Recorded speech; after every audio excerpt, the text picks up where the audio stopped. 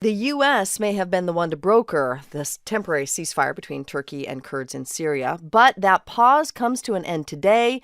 And now Turkey is consulting Russia about its next steps. Right. You'll remember the fighting started after President Trump moved U.S. troops out of the border region. And there have been these concerns about who's going to fill the power vacuum. Turkey, which is now bombing the Syrian Kurds who fought with the United States against ISIS, or the Syrian regime led by Bashar al-Assad, or by extension, Russia, or even ISIS, which could regroup. So President Trump has taken a lot of heat on this decision. And now Acting Defense Secretary Mark Esper says some U.S. troops will stay in Syria. Joining us now, NPR's Pentagon correspondent Tom Bowman. Good morning, Tom. Hey, Rachel. So President Trump had wanted all U.S. troops out of Syria. Now that's not happening, apparently. Is the Pentagon going rogue here, or has this plan to keep some U.S. troops behind is this already something Trump has approved? Well, it's really uncertain yet, and the U.S. troops are leading, some heading into Iraq. And Trump said at a cabinet meeting that keeping troops in Syria was not necessary, quote, other than that we secure the oil. And Defense Secretary Mark Esper picked up on that. Let's listen. This withdrawal will take weeks, not days. Until that time, our forces will remain in the towns that are located near the oil fields. A purpose of those forces, working with the SDF, is to deny access to those oil fields by ISIS and others. Now, those oil fields are not up in the area where the Turkish militia groups are creating a safe zone, but they're down in a southern area where their oil fields are currently being secured by Kurdish forces with help from the United States. And there are estimates that maybe a couple of hundred American troops will remain out of the total number of 1,000 American troops that were in Syria. So the focus is supposed to be on these oil fields that aren't even near the border, but are the fields actually under threat from ISIS? You know, not at this point. It was Russian mercenaries, not ISIS, that tried to grab these oil fields early last year. Of course, Russia is allied with the Syrian government of Bashar al-Assad. Now, Rachel, I was in Syria at the time talking with a Kurdish commander about this. He said some 500 Russian mercenaries were firing artillery toward an American Kurdish base, and they were trying to seize the oil fields with plans to head in that direction. But this Kurdish commander, General Hassan, said a Russian military officer denied any Russian involvement. Here he is talking through an interpreter. We are sure they know that, the Russian, but they are denied. They say we don't have any forces there. We are not involving in that fighting. But those Russian mercenaries were pummeled by American airstrikes and withdrew. Some 250 were killed. And the Kurdish commander then said the Russian officer called him and asked if they could come and pick up their dead. Okay, just worth repeating again. Today, Turkey's Erdogan is in Moscow meeting with Vladimir Putin, underscoring the precariousness of this entire situation.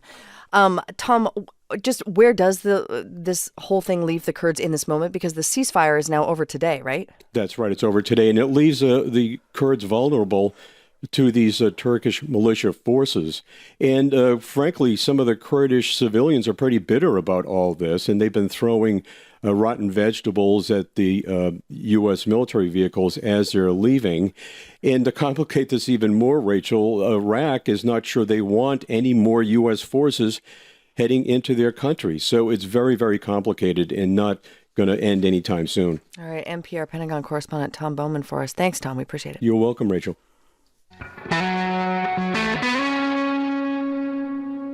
Okay, William Taylor, the acting U.S. ambassador to Ukraine, left a sort of paper trail. Did he do it on purpose? House investigators might ask him that today. He's going to be testifying behind closed doors in the impeachment inquiry. House Democrats are investigating whether President Trump held up U.S. military aid to Ukraine unless the government there investigated Joe Biden and the DNC. Now, Taylor's text messages, some of which are now public, suggest that he was troubled by the appearance of a quid pro quo. To walk us through what to expect from today's testimony, we are joined by NPR diplomatic correspondent Michelle Kellerman. Hi, Michelle. Good morning. First off, just tell us a little more about Ambassador Taylor. Who is he? So he's a Vietnam War veteran, and he spent much of his career in the State Department. Taylor was actually the ambassador to Ukraine over a decade ago. Before that, he worked on aid programs in the region, so he really knows all the players there. He was brought back to run the embassy rather reluctantly after Marie Yovanovitch was withdrawn. She was the ambassador who was facing a smear campaign led by Trump's private lawyer, Rudy Giuliani. So, I mean, he knows Ukraine, right? As you just laid out, he's been working there for a long time. How does he think about the country? What are his views concerning Ukraine? Well, we actually know quite a bit about his views because he co-authored a bunch of op-eds in recent years about helping Ukraine counter Russian aggression. Taylor supported the idea of providing defensive weapons to Ukraine, which the Trump administration did, though it held up some of that aid this summer for a bit. He even weighed in on the new president, Volodymyr Zelensky, in a podcast for the U.S. Institute of Peace. Just take a listen. The new president, the president-elect, is getting a lot of support from the international community, and as people told me over and over, the Americans are key.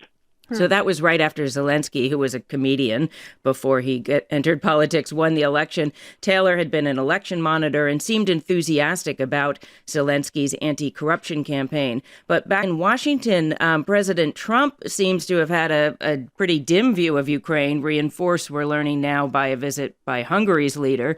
Remember, Trump was trying to get out from under the cloud of the Robert Mueller investigation into Russia's intervention in the 2016 election, and he and his private lawyer, Giuliani, have been pointing to Ukraine. Trying to suggest that it was Ukraine that interfered and to diminish Russia's role in the 2016 election. So so then there's William Taylor and text messages, right? Remind us how he fits into all this. Yeah, so early in the impeachment inquiry, the House committees released a series of messages, some of which were written by Taylor. In one, he says that President Zelensky is sensitive about being seen as an instrument in U.S. politics. In another, he wrote rather bluntly, "I think it's crazy to withhold security assistance for help with a political campaign." Remember, he was a supporter of this aid, which was, as we mentioned, delayed. Right. So what are House investigators, what are they going to try to find out from him today? Well, a lot of his former colleagues see him as kind of the hero of the story so far because it seemed he was, through these text messages, creating a record of what's going on. Lawmakers and their staffers are going to want to get a full picture of his understanding of why U.S. aid was being held up. And he would also have insight, by the way, into what Ukrainian officials were telling him about that and whether they really felt under pressure. All right, NPR's Michelle Kellerman. Thanks, Michelle. Sure thing.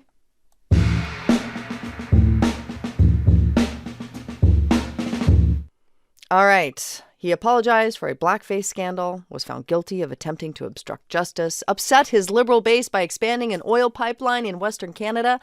We're talking about Canada's Prime Minister Justin Trudeau, who has won the day, won a second term as Canada's Prime Minister. Here's what he promises in his next term. We will make life more affordable. We will continue to fight climate change. We will get guns off our streets, and we will keep investing in Canadians.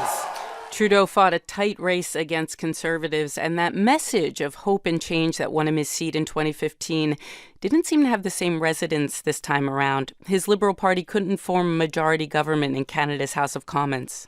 Joining us now, reporter David McGuffin from Ottawa, covering all of this. Hi, David. Hi, good morning. So help us understand the results. Trudeau did not fare as well as he had hoped. What happened? Yeah, well, he went into this campaign thinking he would actually sail back to victory fairly easily, and that clearly didn't happen. He lost about 21 seats, and he's lost his parliamentary majority. All that's likely tied to the political and personal scandals he's been involved in the last year, right. Which were fairly serious. He's now effectively been put in check by the opposition parties. And I think that's basically what voters were saying, like, you need to shape up. We're sort of putting you on notice. And that was also the message, really, too, from the Conservative leader, Andrew Scheer, as he gave his concession speech in the early hours of this morning. Conservatives have put Justin Trudeau on notice. And Mr. Trudeau, when your government falls, Conservatives will be ready and we will win. I mean, considering how tight it was and all these scandals, how did Trudeau pull this out? Yeah, and there was an assumption here, really, up until late in last week, that the Conservatives would win at least a minority government. But part of the problem was the Conservatives' own leader, Andrew Scheer, just didn't warm to voters. There was concerns about his social conservatism. He's against abortion rights, which is not a popular stance amongst most Canadians. He also heavily downplayed the need to fight climate change. His was the only party that did that. His party's power base is in oil-rich Alberta. But that also wasn't a popular stance here. Climate was at the center of most other parties' platforms. And also Trudeau wound up being helped by strategic voting on the left. Voters of the New Democratic Party, which had been surging in the polls, it's a left-leaning party under their popular leader Jagmeet Singh, they appear to have decided to vote strategically for the Liberals as a way of preventing a Conservative government from coming in. It was less about Trudeau himself as an individual and more about just securing the party's future. What happens, though? I mean, as Trudeau now has to make some compromises, huh? Yeah, he's got to work. Basically, he's got to work, I think, with the New Democratic Party. Together they have enough votes to get bills through Parliament. Minority governments aren't that unusual in Canada, but we're expecting an election probably in the next 18 months to 2 years. All right, David McGuffin for us covering the results of Canada's national elections. David, we appreciate it. Thank you.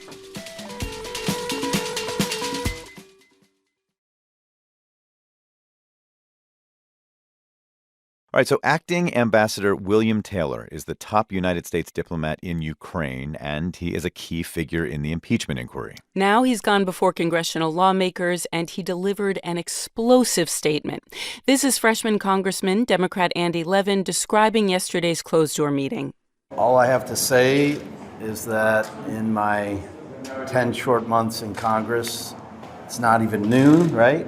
And this is my most disturbing day in Congress so far. All right, so what brought about that reaction? What exactly did Ambassador Taylor say? Let's bring in NPR White House correspondent Tamara Keith. Hi there, Tam. Good morning. So House Democrats went into this thinking that Taylor might be able to fill in some blanks. It sounds like he went beyond just filling in blanks. Absolutely. So remember, there were these explosive text messages from a couple of weeks ago. In his prepared testimony, which we have acquired at NPR as well as other news organizations, he is filling in a lot of the timeline, describing conversations in detail and giving the context for those text messages. But here are the headlines.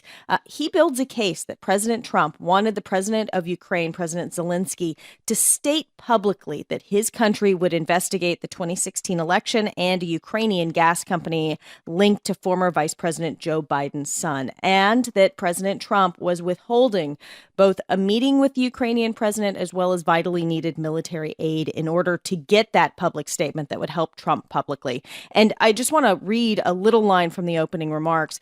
He says that there was this alternate channel that was being led by Rudy Giuliani. He says, quote, "I became increasingly concerned that our relationship with Ukraine was being undermined by an irregular, informal channel of U.S. policymaking and by the withholding of vital security assistance for domestic political reasons." Wow. Okay, this is explosive stuff. So how is the White House responding to what he said? Spokesperson Stephanie Grisham put out a statement saying President Trump has done nothing wrong. This is a coordinated smear campaign from far left lawmakers and radical unelected bureaucrats waging war on the Constitution. There was no quid pro quo. Today was just more triple hearsay and selective leaks from the Democrats. I should say that Taylor is a diplomat who has served the country for some 50 years in both Republican and Democratic administrations, a West Point graduate, a Vietnam veteran, and meticulous note taker, it turns out, but hardly what you'd call an unelected bureaucrat. He's also someone that the administration brought in, that the Secretary of State sort of begged to take the job. So Democrats, some at least, see this as a real pivotal moment, potentially, maybe a game changer. What about Republicans who are so important to the president? How are they reacting? Earlier this week, President Trump said that he wanted Republicans to fight harder. Well, last night, House Republicans went to the House floor and delivered a series of short floor speeches fighting harder. Here's Representative Jim Jordan last night. What are they hiding from the American people? Americans get fairness. They understand it. And they instinctively know that this secretive process is not fair. Their complaint is that all of this is happening behind closed doors so far. But it's also really a complaint about process rather than substance. NPR's Tamara Keith. Tam, thanks a lot. We appreciate it. You're welcome. All right, so William Taylor testified about how he had grown increasingly concerned about the White House's, quote, irregular, informal channels of policymaking in Ukraine. Right, and Ambassador Taylor said those efforts were being led by President Trump's lawyer, Rudy Giuliani. NPR is now taking a close look at two men who are often described as business associates of Giuliani. Their names are Lev Parnas and Igor Fruman, and you might remember that they were arrested earlier this month at an airport. They had one-way tickets out of the United States, and they'll be arraigned today in New York. So who exactly are these guys? NPR's Ari Shapiro, who co-hosts All Things Considered, has been leading the reporting on this. Hey there, Ari. Hi, David. All right, so, this played out almost like a movie, these two guys trying to get out of the country and being arrested at the airport. But beyond that, what should we know about them? Well, they're colorful guys. Parnas and Ukraine were both born overseas. Parnas and Fruman were both born overseas. Parnas in Ukraine, Fruman in Belarus. They're both U.S. citizens. To give you a sense of their personalities, I'm going to bring in somebody whose name you will recognize, Anthony Scaramucci, who was briefly White House communications director, went on a trip to Israel with about 20 people, including Parnas and Fruman. Lev was the more talkative guy. He had more of a, facility with the English language. The other guy wasn't as talkative. Yeah, Igor was not as talkative as him. He came over and introduced himself. He seemed very friendly. He knew I had a close relationship with Mayor Giuliani, and so he dropped the mayor's name. I said, okay, well, that's great. So what is their link with Mayor Giuliani? Well, that's at the heart of this story. It's a personal and professional link. Parnas describes Giuliani as a close friend. They played golf together. A firm that Parnas owned paid Giuliani $500,000 as a consultant. That firm was called Fraud Guarantee. And people we talked to as part of our reporting say that Parnas and Giuliani would often eat together at the Trump International Hotel here in Washington at the fancy steakhouse.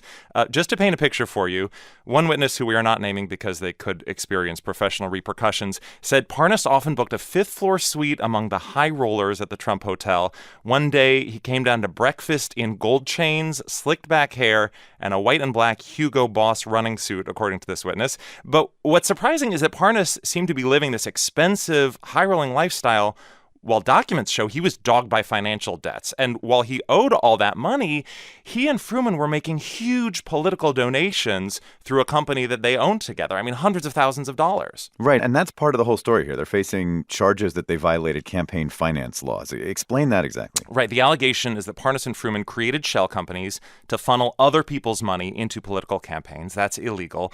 The indictment references donations to Pete Sessions, who was then a Republican congressman from Texas. He lost his re-election bid last year. They gave to a couple of Nevada politicians, and the biggest donation of all was more than $300,000 to President Trump's super PAC. You could summarize these charges by saying these men are accused of setting up shell companies to conceal political donations and then lying about what they did. Okay, so then the big question, what does all of this have to do with the impeachment inquiry? If you just scratch the surface of these allegations, you find connections to Ukraine everywhere. For example, just after giving money to Congressman Sessions, Parnas and Fruman allegedly lobbied him to help replace the U.S. ambassador to Ukraine. Parnas says he also helped set up meetings with Ukrainians promising dirt on Democrats. And here, let me bring in Lev Parnas himself. Our colleague Jeff Brady recorded an interview with him last month before he was arrested.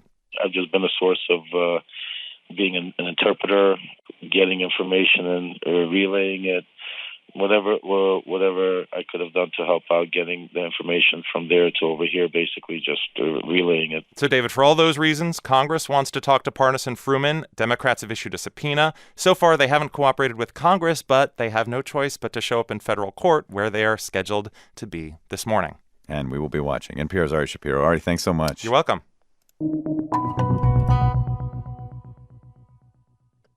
All right, let's turn now to Syria. There are some dramatic developments 2 weeks after the United States announced that it would withdraw troops, which in turn paved the way for a Turkish invasion. Right. So last night, a U.S. brokered ceasefire between Turkey and Kurdish Syrian forces expired.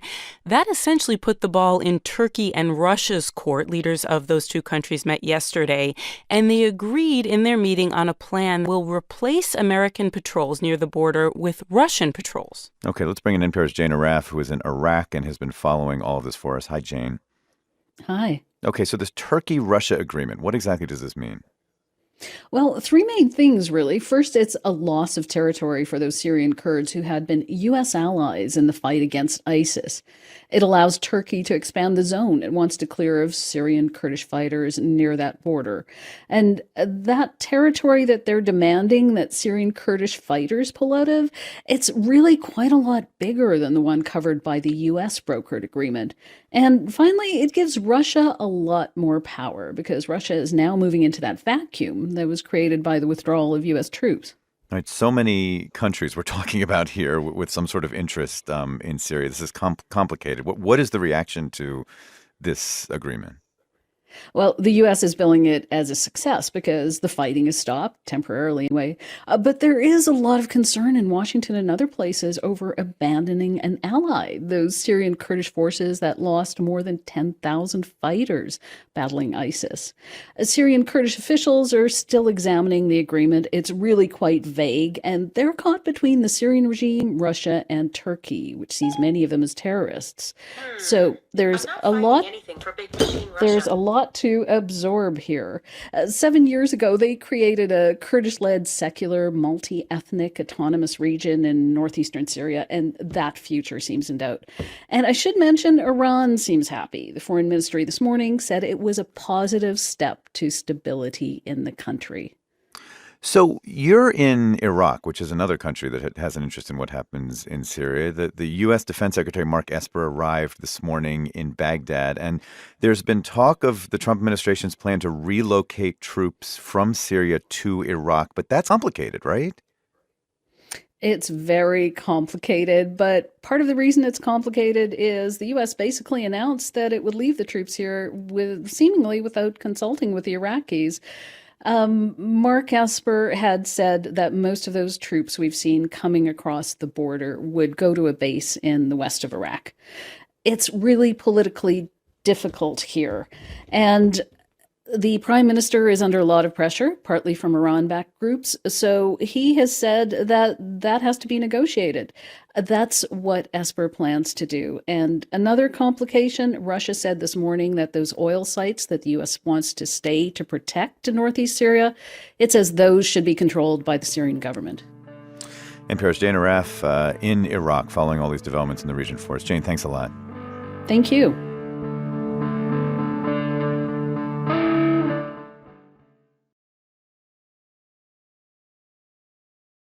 It was supposed to be a closed-door deposition. Right. That is until a group of very upset Republicans let themselves in. You should be allowed to confront your accusers. This is being held behind closed doors for a reason, because they don't want you to see what the witnesses are like.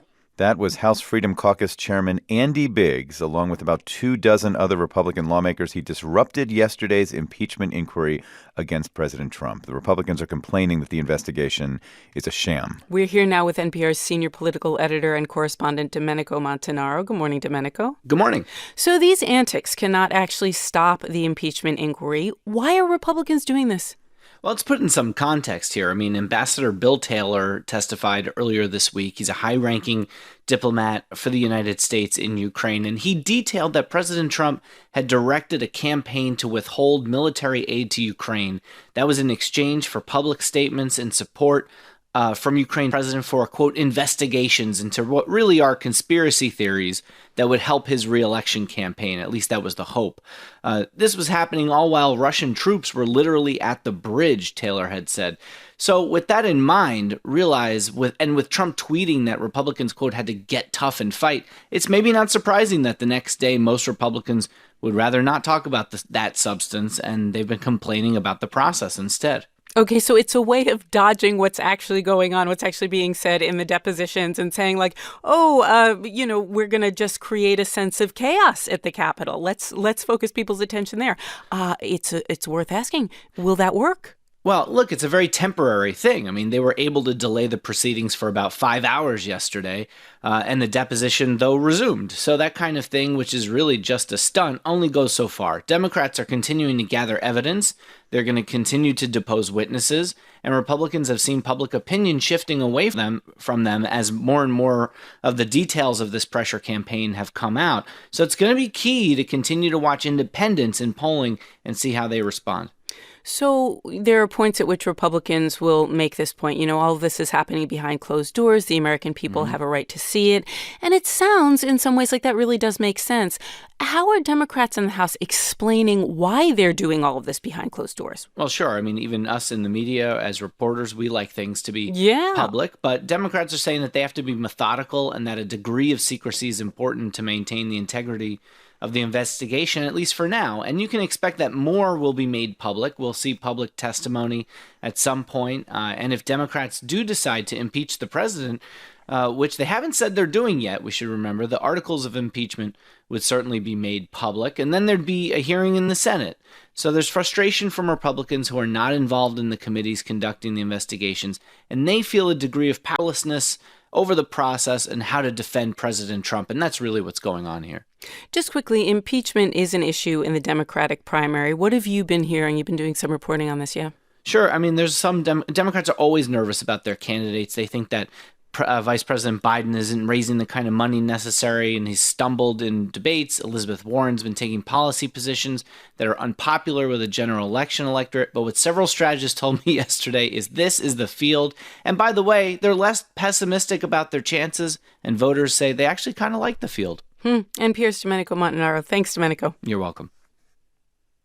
All right, there are many, many people involved in the impeachment inquiry. Right, and one of them is Rick Perry. The Secretary of Energy is embroiled in the Ukraine affair. Now, Perry has been with the Trump administration since the very beginning, though last week he announced he's going to resign by the end of the year to head back to his home state of Texas, where, of course, he served as governor for 14 years. NPR's Melissa Blick has been looking into where Perry fits in this very complicated story. She's with us now. Hi, Melissa. Good morning, Noelle. Okay, so back in May, it was Rick Perry who led the U.S. delegation to the inauguration of Ukraine's new president. Why him?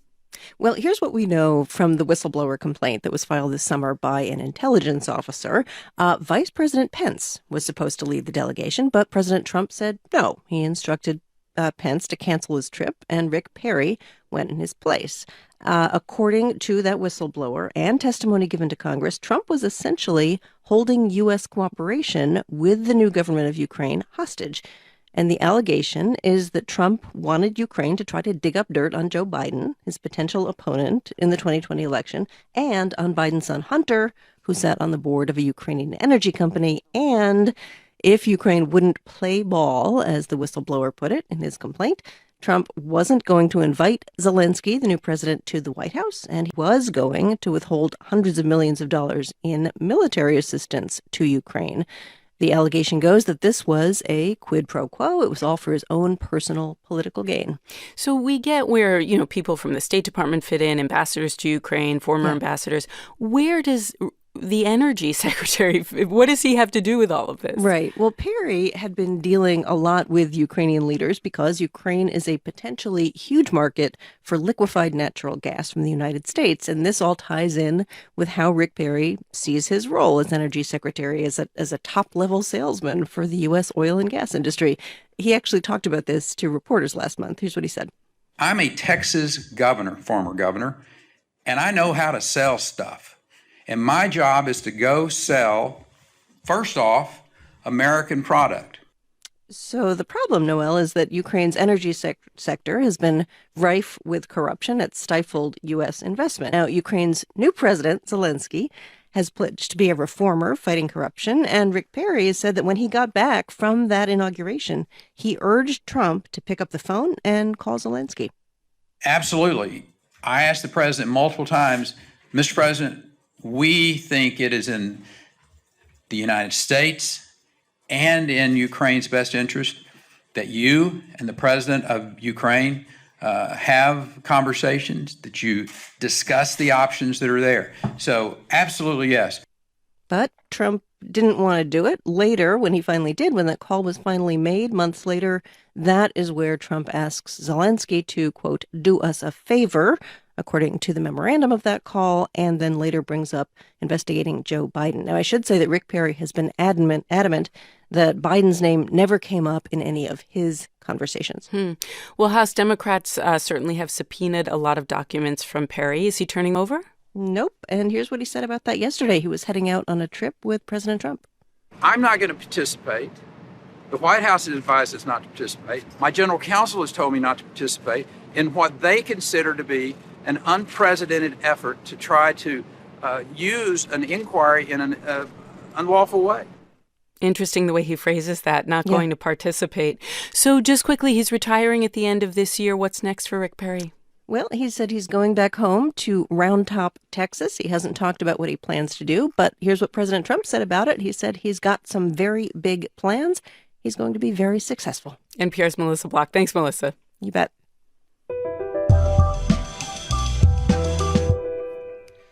All right, President Trump has ordered sanctions against Turkey to be lifted. He did that while taking credit for a ceasefire.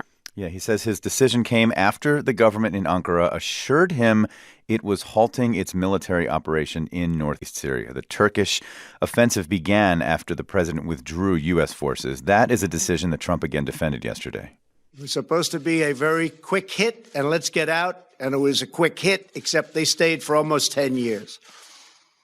Let someone else fight over this long, blood-stained sand.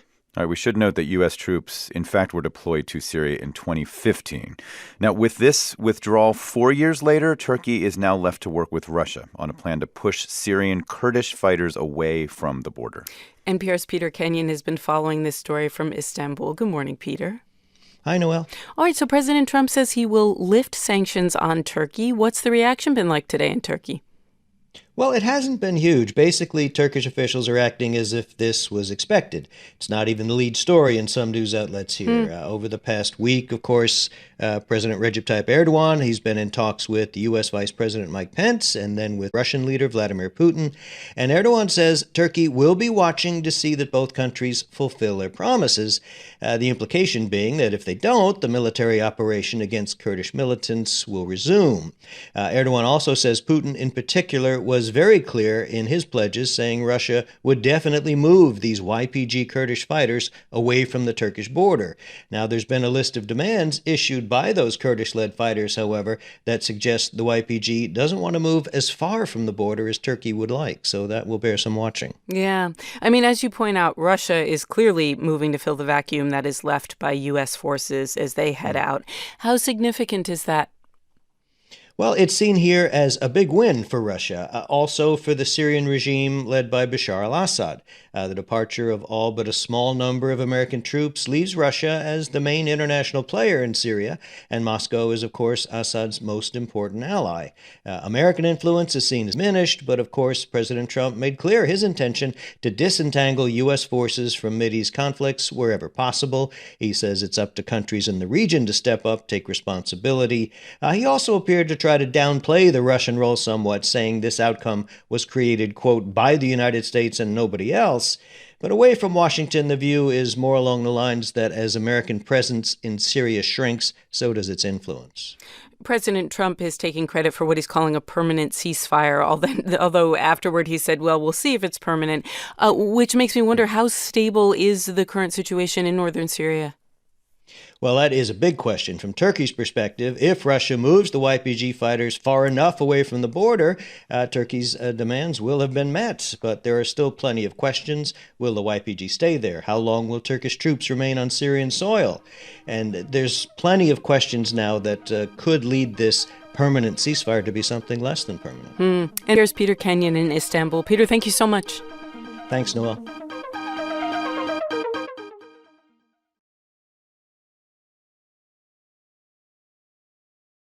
Protests are sweeping Baghdad, Iraq again today. Yeah, they are. These are follow-ups to protests early this month in which security forces shot dead almost 150 people, and now demonstrators are back. This time around, the country's prime minister has pledged that his forces will keep people safe. How's that working out? Well, NPR's Jane Araf is at the scene of a scheduled protest and joins us from Baghdad. Jane, will you simply describe what you're seeing and hearing there? Yeah, we're actually just on the edge of the protest, but still people are surging backwards and forwards. We're in Tahrir Square. Those bangs that you're hearing, they're sound bombs as security forces try to keep protesters rushing towards the green zone and the bridge that leads to the green zone. They were firing tear gas a little bit earlier. It looks like they might be firing tear gas again because people are rushing forward. And after they fired the tear gas, security police came around and one of them handed me a plastic rose. They're under orders not to shoot to kill protesters because so many have been killed, but that hasn't. Those deaths haven't deterred the people from coming out. There are thousands of them here, and the protest hasn't even officially started yet. Okay, so Jane, you said Tahrir Square. Of course, that's a landmark area in the center of Baghdad. The Green Zone, that's an area where the U.S. Embassy is. People will be alarmed, I'm sure, hearing those blasts. Behind you, what sounds like gunfire, but I believe you're saying that you think that is tear gas or other kinds of devices, not live ammunition, so far as you know. Is that correct? It's not live ammunition as far as we know. It's sound bombs being fired. Those are the big bangs. You might be hearing some of those in the distance. But they are also firing tear gas, and some people are being wounded by tear gas canisters. An ambulance just pulled away with someone who was wounded in the leg. An ambulance. A while ago, I spoke to someone who had his chest bandaged, and an ambulance pulling away with one of the protesters who was wounded in the leg, but with a tear gas canister. They're not firing live fire. We spoke to the Interior Ministry spokesman as well, and he said that they are under orders to protect protesters. Jane, would you remind us what it is that is taking people out into the streets of Baghdad again and again and again, even in this dangerous situation? Absolutely. It's been more than a decade since Saddam Hussein was toppled. And people were promised that they could have normal lives, that they could have jobs, that they could have freedom, that they could have dignity. It's all those things that we saw Arab young people particularly come out in the streets for during the Arab Spring that didn't happen here because they were made all these promises. And now people are fed up. These young men have traveled from large parts of the country, and they're telling us that they traveled here because they have no jobs, they have no hope, and they are tired of politicians. And they're tired of foreign interference in this country, including Iran. People have a lot of grievances, and they're willing to take the risk to come out here. Will you give us one more image of what you're seeing? Looking around, and there are protesters who are surging back and forth across the bridge. We're very close to the bridge that leads to the green zone. And on top of that, there's a very large building, one of the tallest in Baghdad, actually. Clambered up the top of the building. You can see them climbing up kind of like Spider-Man, and they're waving huge. There's also a big burned out screen. These previous protests in which security forces fired at people, shot them in the chest and the head. Some of the protesters have set fire to some of the buildings around here. So far, this one is calm, but again, it hasn't officially started yet. But so far, it's relatively calm as it can be if someone's firing tear gas and sound bombs. Okay. NPR's Jane Araf. Jane, thanks very much, and please be safe.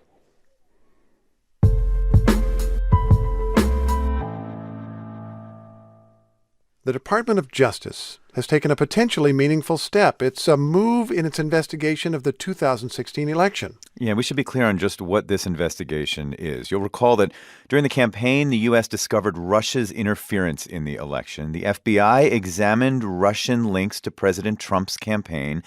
All that eventually became a special counsel investigation that is now over. But President Trump has long wanted to investigate the investigators. An administrative review is asking how his campaign became a subject of interest. And now NPR has confirmed that review has been upgraded to a criminal probe.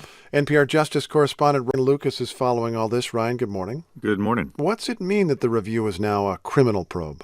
So first off, a person familiar with the matter confirmed that this indeed is now a criminal investigation. There are no details on when that change was made or what prompted it. What this means, though, is that they are investigating a potential crime, not just a violation of department rules or regulations. That said, in this instance, it's unclear what potential crime they are investigating. But with this being a criminal investigation, the veteran prosecutor who's leading it, a man by the name of John Durham, can impanel a grand jury. He can issue grand jury subpoenas to compel testimony and to force people to turn over documents. What is the fundamental question that John Durham and his investigators are asking, so far as you know?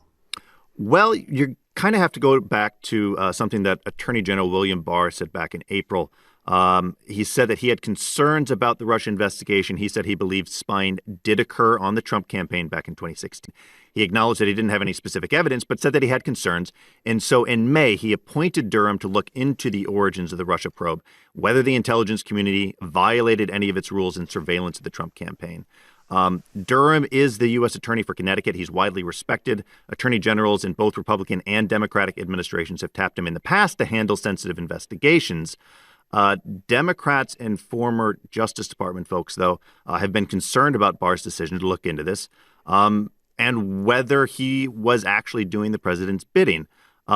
That said, Durham was seen as an independent guy who would just focus on the facts. Okay, so Durham has the reputation perhaps to push forward here, but it is still the Department of Justice investigating itself in a way that the president wants it to be doing. Are there any concerns really about that? There are. People have concerns about this. It's, more that these issues were already being looked into. The Justice Department Inspector General, who is an independent figure, he's expected to release a report soon on surveillance of the Trump campaign. The Senate Intelligence Committee has looked at the assessment that U.S. spy agencies made of Russian interference. All of this, particularly the timing now of this, has fueled concerns that this is just William Barr, the Attorney General, basically acting at the behest of the president. Democrats have certainly expressed those concerns. NPR's Ryan Lucas, thanks so much. Thank you.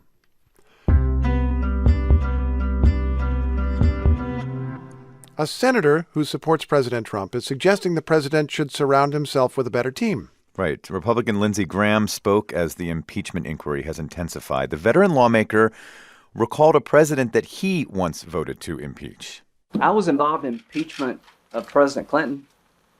I know this sounds weird, but Clinton, look what he did. What he did is he had a team that was organized, had legal mind that could understand what was being said versus the legal proceedings in question, and they were on message every day. Okay, so now Lindsey Graham becomes the latest of many Trump supporters urging him to get better advice. Almost 3 years into the Trump presidency, many officials have come and gone through the White House while trying to have an influence. One of them was the fired National Security Advisor John Bolton. NPR's Mara Liasson has been reporting on him. Hey there, Mara. Hi there, Steve. What makes him such an interesting figure? What makes him an interesting figure is, of course, he was fired by tweet. That's not unusual in this White House. He had a lot of enemies inside the White House. They described him anonymously when he was fired as abrasive and self-promoting, a warmonger, disloyal. He did have a clash with policy with the president. He wanted a tougher line on Iran and Venezuela and North Korea, and the president just simply disagreed with that. But now, after the testimony to the impeachment inquiry committee, we're hearing more about his role in the battle over the Ukraine aid. And what emerges is a much more complicated picture. Bolton, along with other top administration officials, wanted to get the congressionally appropriated military aid to Ukraine. It was U.S. policy to help Ukraine. And he was really alarmed about this shadow foreign policy that was being conducted to somehow make that aid contingent or connected to a public pledge by the Ukrainian president to investigate the Bidens. I guess we should note this is based on testimony from people who worked under John Bolton, among others. Does John Bolton, this guy who was described as the extremist, the warmonger once upon a time, emerge actually as a voice of reason, a voice of caution for the president then? Well, I don't know about a voice of caution, but I think he comes out as a voice of process. He wanted to follow the law. He didn't want to shadow foreign policy. He was so irritated when he heard about it. He told some former NSC officials and some current ones to go talk to the lawyers, to have nothing to do with domestic politics. He also called Rudy Giuliani, who's the president's personal lawyer and shadow emissary, a hand grenade. And I talked to Danielle Pletka at the American Enterprise Institute about Bolton, and she said that in every administration there are white hats and black hats. All administrations are tempted to do bad things and have people who have bad instincts or wrong instincts. And then there are people who just have judgment. And I would say that John Bolton comes out of this with a white hat of judgment. Meaning a guy who was in favor of the political process or in favor of the regular process. Yes, of the regular process. But that does raise a question now. Is Bolton likely to cooperate with this impeachment inquiry? Well, that's a good question. He hasn't spoken out about Ukraine since he left. The House impeachment inquiry will eventually want to hear from him, but they haven't asked him to come up yet. Mara, thanks for your reporting. Thank you. That's NPR's Mara Liasson.